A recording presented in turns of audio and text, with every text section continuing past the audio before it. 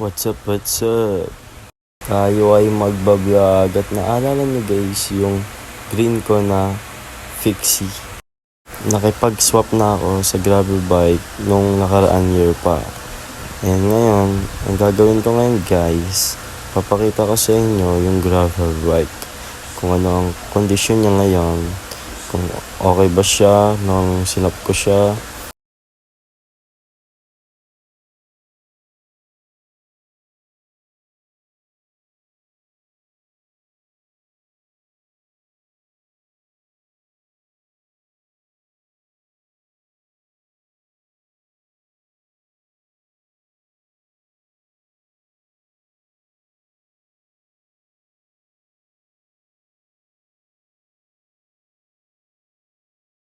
So yun guys, napanood nyo na yung last ride ko. Kasama ko yung tropa ko nun.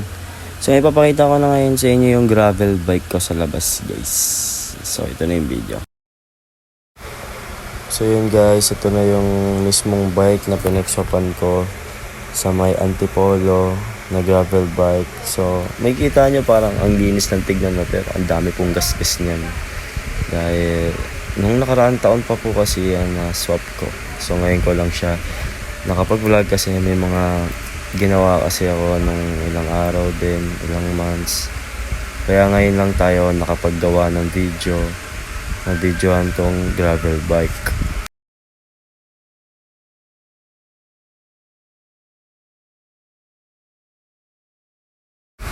So yan o, makikita nyo guys o. Kala nyo hindi kalawang yung nakadena, pero kalawang yan. O itong naman, grip ng sa shifting, sira na. Kasi pinang-daily ko na to guys nung nakaraang taon pa. Yan, pati yung handle grip guys, tignan nyo, sira. Nabaksak yung bike bilang nasa tanggal yung takip. Buti nga hindi natatanggal eh. Pero pinagtitiisan ko muna kasi nag-iipon pa ako with this days, couple of days nag-iipon ako para dito ma-upgrade ko kahit konti lang. Pero wala pa po talaga ako nagagastos dyan guys. Talagang asin yung bar tape lang ang nagagastos ko pa dyan.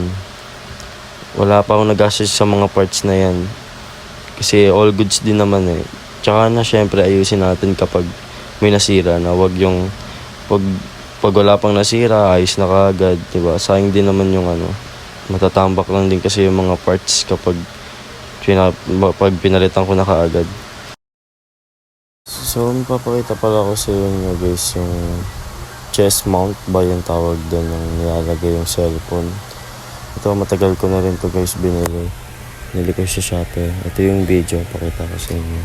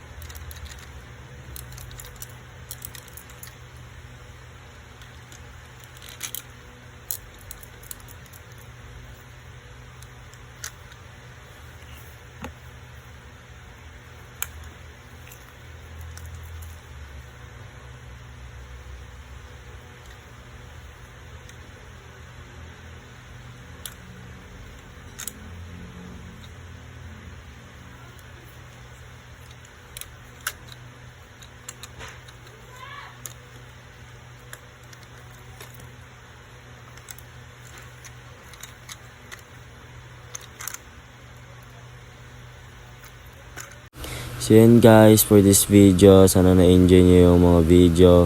At yung sa gravel bike ko, sa tanong pala kanina, kung okay ba siya nung sinap ko siya. Para sa akin guys, oo, kasi sulit siya. Kasi, like, okay yung mga parts, yung mga brand ng shifting, okay din siya. Kaya yung for this 2024 guys, hindi ko pa talaga siya na-upgrade kasi talagang solid yung parts. Hindi talaga siya agad nasisira. Kaya yun, hindi ko siya pinapalitan. Kaya, ayun, hindi ko siya pinapalitan kasi sayang kapag nagpalit ka kaagad ng parts na hindi pa naman nasisira yung parts ng bike mo. So yun guys, may balak pa rin pala ako mag-fixie. Pero matagal pa siguro yun kasi ipon-ipon pa tayo eh. For this time, this video, baka si gravel bike na muna tayo ngayon. So hopefully you enjoy this video. Don't forget to subscribe and always support me guys. Thank you sa mga nagsusupport sa akin. At yun lang. Thank you for watching. Peace. See you in the next vlog. Bye.